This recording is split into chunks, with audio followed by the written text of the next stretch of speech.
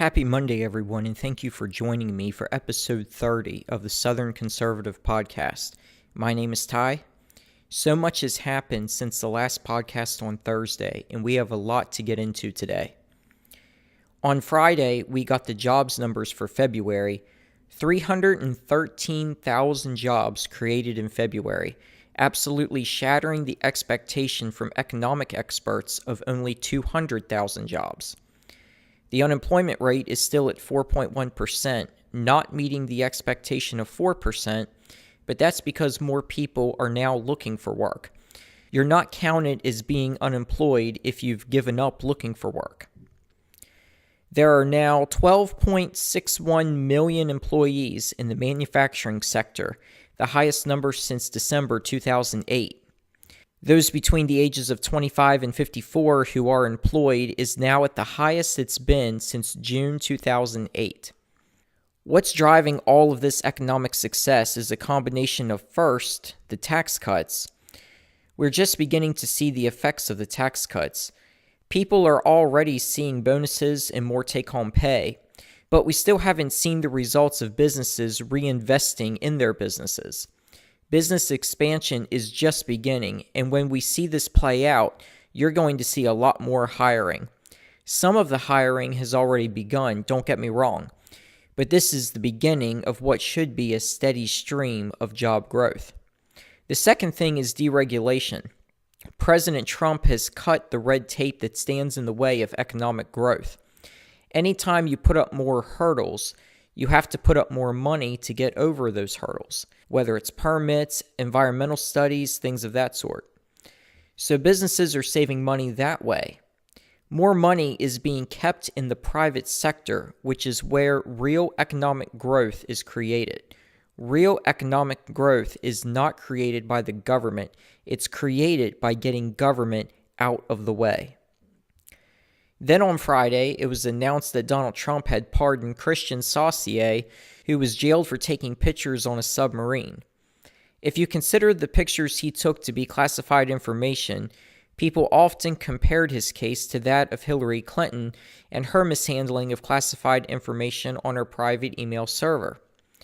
Of course, we know that Hillary's server probably was hacked by foreign actors, and she gave all these bogus reasons for why she was using a private email address and not her State Department email address. She said it was for convenience. Then she said she never sent or received classified information. Then she said she never sent or received classified information at the time it was classified. Now, Clinton is no schmuck. As Secretary of State, the top official at the State Department, surely she knew what information was classified and what information was not, regardless of paragraph markings indicating whether information was classified. At the end of the day, as I've discussed, Hillary was let off the hook by the FBI, but this sailor was jailed for a year. Well, now he's been pardoned by the president, something Donald Trump said he was working on. Of course, the sailor's actions pale in comparison to Hillary's, and in my opinion, the sailor should have just received a slap on the wrist. I think he was done wrongly, and it's now been corrected. As I mentioned last week, the Florida legislature has sent a bill to Governor Rick Scott, and this bill is a combination of both gun control and pro-gun measures designed to help make schools safer in Florida. And the bill was signed by Governor Rick Scott. The bill does not ban semi-automatic firearms in Florida. It allows some school personnel to be armed, and it raises the minimum age to purchase a gun to 21. This means that if you are 18, 19, or 20 years old, you will no longer be able to purchase a gun in Florida. So the NRA is now suing Florida over the new age requirement, citing the state as taking away Second Amendment rights of law-abiding adults under the age of 21. Earlier on Monday, President Trump acknowledged that passing a bill through Congress that raises the minimum age to purchase a gun will not pass, and the president appeared to soften this attack on the Second Amendment, which is a good thing. Then later on Monday afternoon, Press Secretary Sarah Sanders said the president still supports the idea but realizes it's not feasible at this time to get it through Congress. To the point on raising the minimum age, how is this supposed to prevent another school shooting? I mean, if the whole point in recent gun legislation has come about because of a mass shooting, how is this new legislation going to prevent another mass attack? Now, I understand this is all stemming from the fact Nikolas Cruz is 19 years old. So if the next shooter is, say, 25 years old, are we going to raise the minimum age, say, to 30? And if we get another shooter who is under 21, well, then I guess the law didn't work, did it? Folks, remember, gun control legislation does nothing more than restrict the Second Amendment rights of law-abiding citizens. Law-abiding citizens don't shoot up schools or talk about wanting to be professional school shooters and so on. Law-abiding citizens have no intent on committing crimes with guns. But someone like Nikolas Cruz, the San Bernardino shooters, the Las Vegas shooter, the Orlando nightclub shooter, what do they all have in common? They had no regard for the law. These are people who planned on committing mass violence. Now consider Adam Lanza, who was 20 years old when he killed elementary school students in Newtown, Connecticut. He stole the gun from his mother. So if a law was in place that made it illegal for Lanza to purchase or own a weapon, he had no regard for the law. He stole the gun and then killed young children at a school. So what has this new law in Florida done? Well, it's taken away constitutional rights of adults who are 18, 19, and 20 years old. As I mentioned on Thursday, a Republican lawmaker in the Florida House had made the comment that a 20-year-old single mother would not be able to own a gun to defend herself or her child. That's the result of this law. We trust an 18-year-old to vote. We trust an 18-year-old to put his or her life on the line to serve the country in the military. But we don't trust an 18-year-old to purchase a weapon for their own protection. Because of this, the NRA is suing, and hopefully the courts will find this law to be in violation of the Second Amendment. If you haven't already, please check out my Facebook page. Go to facebook.com/Southern Conservative. That's facebook.com/Southern Conservative. There you will find links to conservative news articles on stories you may not hear about in the mainstream media. Plus, if you follow the news feed, you'll find links to the daily podcasts. Be sure to also subscribe to this YouTube channel. You'll be notified each time a new podcast has been posted. New podcasts are posted daily, Monday through Thursday. Donald Trump was in Pennsylvania Saturday night at a campaign rally for Rick Saccone, who is running in a special election in Pennsylvania's 18th congressional district. Saccone is the Republican candidate running against Connor Lamb, the Democrat. The polls on this race show it at a statistical tie. This is a district Trump won in 2016 by more than 20 points. So the outcome will be determined by turnout. If the Republicans turn out en masse, then Saccone will win. Now, the soundbite that the left has been clinging to all day has been Trump's comments about NBC's Chuck Todd. Trump was recounting an interview he gave with Meet the Press back in 1999 when Tim Russert was hosting that show. That interview was about getting tough with North Korea and Donald Trump urging then-President Bill Clinton to get tough with North Korea. Anyway, Trump mentioned the current host was sleepy-eyed Chuck Todd. He's a sleepy son of a bitch. And the takeaway from the left is, how in the world can you talk like that? We don't use that kind of language around our children. Now first, who in the media is as pure as the fallen snow and has never used that sort of language at home? I mean, it's absolutely pathetic. Never mind all of the good things Trump touted during the rally. He talked about his many successes as president and the need to vote for Saccone and other Republicans to keep Trump's agenda going. The president also revealed his new campaign slogan he will use for 2020. It's "Keep America Great." But Trump is correct when it comes to voting for Republicans to Congress.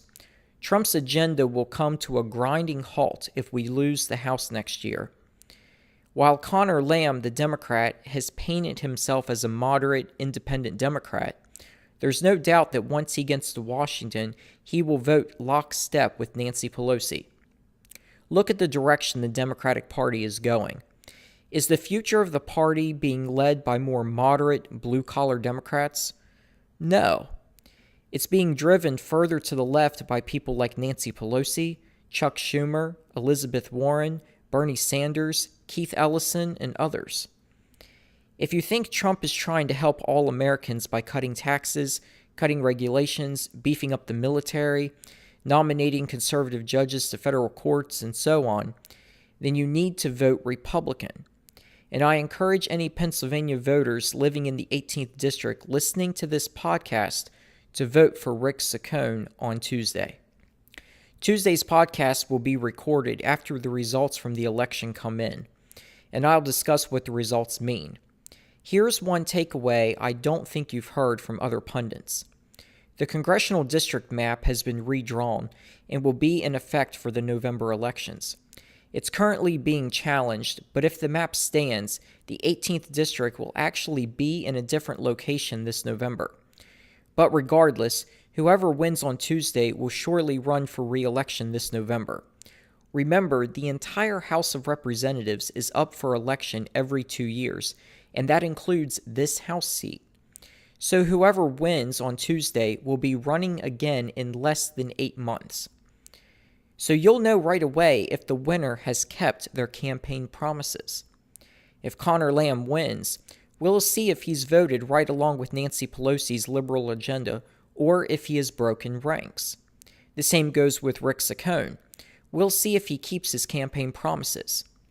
Again, I'll cover Tuesday's election in the next podcast. The House Intelligence Committee is closing their investigation into Trump-Russia collusion, and the conclusion of this investigation is that there was no collusion. This would fit with Rod Rosenstein's recent statements, in which he said no American knowingly participated with Russians trying to influence the 2016 election. And if the whole premise behind the special counsel investigation is Trump-Russia collusion, and you now have two separate conclusions stating there was no collusion, then why do we still have a special counsel? Besides the finding of no collusion, there are other conclusions in this 115-page report that has not yet been declassified to the public. Only a summary of the report has been released. The committee concludes that Vladimir Putin did not have a preference that Donald Trump defeat Hillary Clinton, despite this claim being made in the January 2017 intelligence community assessment of the matter. Probably the most interesting part of the report will be the details of how the dossier written by Christopher Steele made its way from Russian sources to Hillary's campaign. There is also information about leaks of classified information, which I'll get into in a moment. Sarah Carter has a new report about how James Clapper, the former director of national intelligence, leaked information to the media. Another conclusion in the committee's report is that the Obama administration had a lackluster pre-election response to Russian active measures. Basically, the Obama administration did not do enough to prevent the Russians from meddling in the election. So it will be interesting to read the full report, and there is no timeline yet as to when the report will be approved by the whole committee and then go through the process of declassifying the report. As mentioned earlier, Sarah Carter has a very interesting article out describing how James Clapper leaked confidential information to the media in regards to the briefing given to then-President-elect Donald Trump in January 2017 about the Steele dossier. I don't have time to read the entire article from Sarah Carter, and some of the article does not pertain to the story about James Clapper, but I will read to you the relevant findings she wrote about. According to Sarah, former Director of National Intelligence James Clapper allegedly leaked information to CNN earlier last year regarding the classified briefings given to then-President-elect Donald Trump and President Barack Obama on the salacious dossier, claiming the Russians had compromising information on the president-elect. according to government sources, who noted the evidence of the leak was collected during the House Intelligence Committee's Russia investigation. Clapper, who was one of 4 senior Obama administration officials to attend the briefing with the presidents, also stated his profound dismay at the leaks in an official statement issued in January 2017, and warned that the leaks were extremely corrosive and damaging to national security, according to his press release. FBI Director James Comey, former CIA Director John Brennan, and NSA Director Mike Rogers were also present. Since the start of the House Intelligence Committee investigation, the committee majority and minority agreed to 4 parameters for this investigation, covering Russian active measures directed against the 2016 election and against our European allies, the U.S. government's response to those attacks, links between Russians and the Trump and Clinton campaigns, and leaks of classified information. But according to government sources, Clapper, who is not mentioned in the summary report released on Monday, had spoken to CNN at roughly the same time Jake Tapper broke the first story regarding the briefings conducted by senior intelligence officials with Trump and Obama on the dossier. Tapper's story, which published in January 2017, created a snowball effect of allegations in the media that Trump's campaign had allegedly colluded with the Russians in the 2016 election, and that Russia had compromising material on Trump, sources with knowledge of the investigation concluded. The dossier, which was compiled by former British spy Christopher Steele at the behest of embattled research firm Fusion GPS, was already being shopped around by Steele to journalists in Washington as early as the summer of 2016, according to reports. At the time, journalists who had heard of the dossier were reluctant to publish the findings because of its unverified content. Clapper gave the dossier legs, and the news agencies began to publish its contents because it had now become official news. In other words, folks, once the media had learned, apparently from James Clapper, that the FBI had briefed both Obama and Trump about the dossier, there must have been some legitimacy to the dossier and therefore was now newsworthy. So other news outlets began reporting about the dossier. Sarah Carter goes on to write, but it was when CNN published the first report that Trump and Obama had been briefed about the dossier's findings that other news agencies began to report on it. The committee found evidence that Clapper, who is now a contributor at CNN, contacted CNN shortly before the story was published.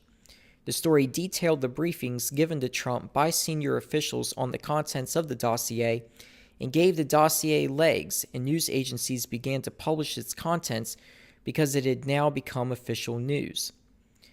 Shortly after CNN published the report, BuzzFeed made the decision to post the entire 35-page dossier and referenced the CNN report in its decision to publish it, according to the website.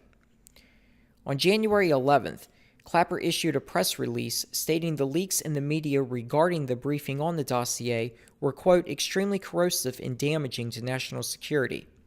I express my profound dismay at the leaks that have been appearing in the press, and we both agreed that they are extremely corrosive and damaging to our national security, Clapper stated.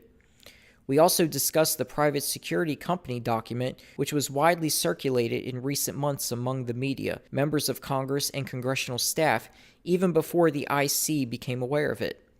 I emphasized that this document is not a U.S. Intelligence Committee product, and that I do not believe the leaks came from within the IC.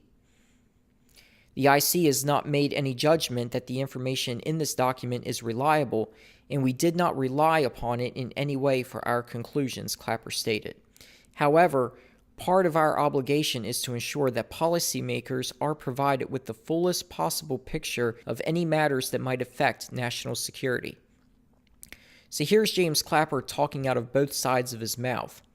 First, Sarah Carter reports, based on what sources are telling her is in the official report by the House Intelligence Committee, that Clapper is the one who leaked to CNN that the FBI had briefed Trump on the dossier. And CNN just ran away with the story on the dossier. BuzzFeed published the dossier in full. That's when all sorts of allegations about Trump-Russia collusion began. Then you have Clapper almost immediately going public condemning the leaking going on. But he's the one doing the leaking, or at least some of it. Sarah Carter goes on to write, CNN also reported that the findings were compiled by a credible former British spy and that the FBI was investigating the allegations. The official sources also told CNN that one reason they wanted to brief Trump on the unverified information is that it had been circulated among the media. But remember now, the media were made aware of the dossier, but no one had published a story about the dossier or released any material from the dossier because the information could not be verified. So yes, it's true, it had been circulated among the media, but the general public were not aware of the dossier before the story was broke by CNN and BuzzFeed. Sarah Carter writes, at a Senate intelligence hearing on June 8, 2017, after Comey was fired, the former FBI director told Senator Susan Collins he wanted then-President-elect Trump to know in January 2017, I was briefing him about the salacious and unverified material. It was in a context of that he had a strong and defensive reaction about that not being true. My reading of it was important for me to assure him we were not the person investigating him. Oh, but Mr. Comey, you and the FBI were investigating Trump and had been since July 2016. This Senate hearing took place in June 2017, almost a year later, and at a time the special counsel had already taken over the investigation from the FBI. Folks, this kind of corruption and coordination between Obama officials and the media, between FBI and DOJ officials, to see to it that Hillary would not be prosecuted and that Trump's campaign and presidency would be taken down, this will never end unless someone goes to prison. And it can start by someone going to prison over leaking of confidential information to the media. And it looks like James Clapper is responsible for some of the leaking. But he's not the only one. The leaks in the Trump administration have been rampant, to say the least. James Comey took memos from the FBI and leaked them to the New York Times. It was that leaking that prompted the special counsel to be formed.